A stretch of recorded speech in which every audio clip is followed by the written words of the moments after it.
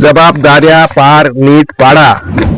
ग्रंथालयांना राज्यातील शासनमान्य सार्वजनिक वाचनालयाच्या तपासण्या दरवर्षी करण्यात येत होत्या. वाचनालयाने दरवर्षी ग्रंथ खरेदी करणे, नियतकालिकांची वर्गणी भरणे, वृत्तपत्रे, वाचनीय साहित्य नियमित खरेदी करणे, अत्यावश्यक सोयी सुविधा उपलब्ध करून घेणे, वाचनालयाने वाचकांना विद्यार्थ्यांना चांगल्या प्रकारे वाचन सुविधा पुरवण्यात याव्या यासाठी तपासणी अधिकाऱ्यांकडून मार्गदर्शन मिळत होते. त्याचबरोबर काही त्रुटी असल्यास त्यात सुधारणा करण्यात येत होत्या.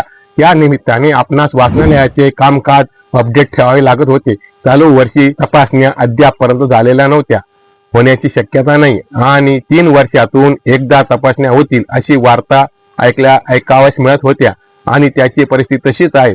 सार्वजनिक ग्रंथालयांच्या सार्वजनिक वाचनालयात शासनाचे प्रस्ताव पाठवून शासन मान्यता मिळवणे आणि अनुदान मिळवणे याचे कारण म्हणजे आपल्या परिसरातील, आपल्या गावातील वाचकांना, विद्यार्थ्यांना, ग्रामस्थांना वाचण्याची सोय व्हावी. याबरोबर त्या आपल्याप्रमाणे एखादे चांगले सामाजिक सार्वजनिक साक्षरतेचे, शिक्षण प्रसाराचे, प्रबोधनाचे कार्य केले जात होते. त्याचे समाधान, आनंद आपल्या बरोबरच सर्वांना मिळत होते हा उद्देश होता.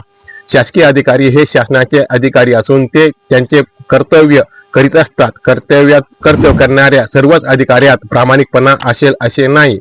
खरी जबाबदारी वाचनालय कार्यकर्त्यांची आणि ग्रंथसेवकांची आहे.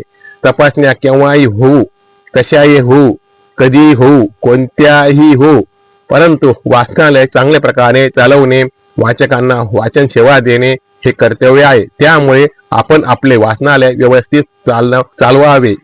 काही अपवादात्मक परिस्थितीत वाचनालय बंद, अनियमित वाचनालय असतात, त्यांचाच प्रसार सगळीकडे होत असतो आणि अशामुळे चांगल्या चालवणाऱ्या वाचनालयांची बदनामी होत असते. वाचनालय चालवणारे कार्यकर्ते, सेवक यांनी आपापल्या जबाबदाऱ्या व्यवस्थित पार पाडाव्यात अशी ही मागणी होत आहे आणि अशी मागणी आहे. त्याबरोबर सगळे लक्ष देतील अशी अपेक्षा आहे.